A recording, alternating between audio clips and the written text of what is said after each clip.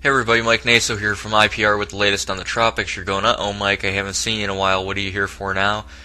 Well, we have an INVEST area, and that's INVEST 90L, that is very close to becoming a tropical depression.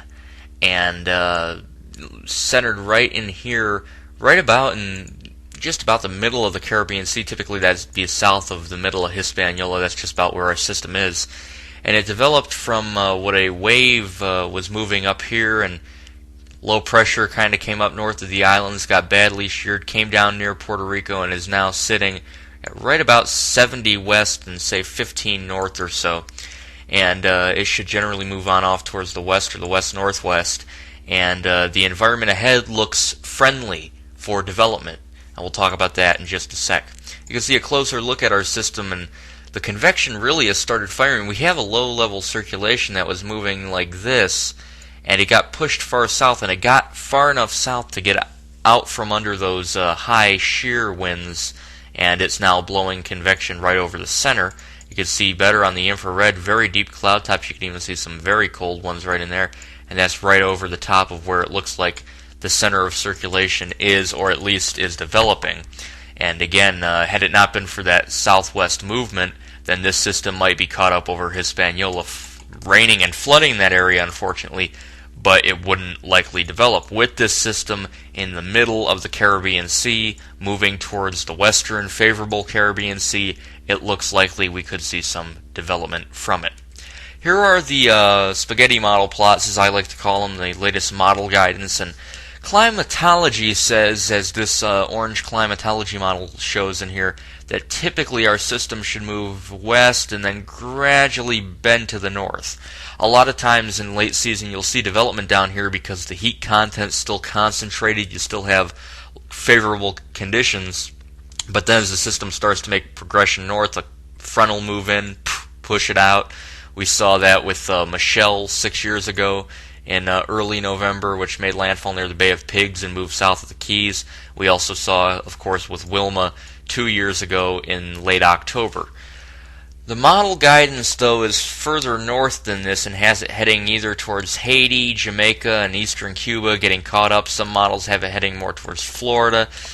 Given the current motion is pretty much southwest, west-southwest, and given it is in the middle of the Caribbean Sea, and given what has happened this year with models trending too far north, with, of course, Hurricane Dean and Felix, I'd be willing to bet that there's the possibility this system stays more on a southerly track, at least through the first few days, after which we might see some progression more towards the north.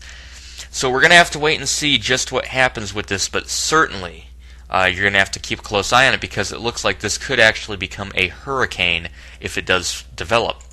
You can see the reason why is this upper level pattern. We had very strong wind shear over the top of it, and you can see we still have 30 knots of wind shear north of the islands and north of Puerto Rico. Where the system is, and the visible image on this is kind of outdated, but you now have the convection, of course, bursting here. Where the system is down here, notice the winds get much calmer. I mean, very dramatic calm down from 30 to literally 10.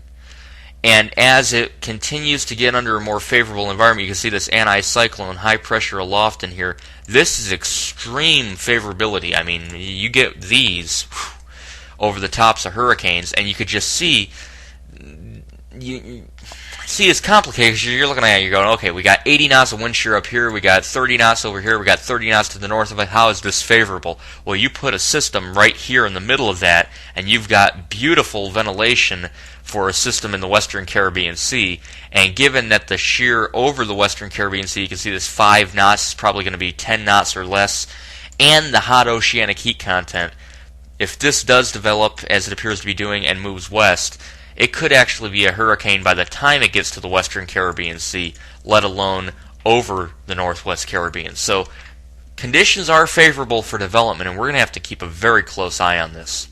So again, if you live in, of course, Jamaica, certainly, of course, you got buffeted by Dean, the Cayman Islands, even Haiti and eastern Cuba to a lesser extent, and then the entire south coast of Cuba, the Isle of Youth, as well as the Yucatan Peninsula and Florida.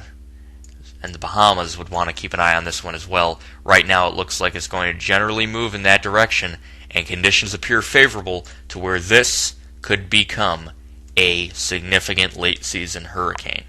So I'll keep you updated. Let's hope it doesn't happen, but right now it's looking like it very well could. I'm Mike Naso from IPR. I'll see you next time.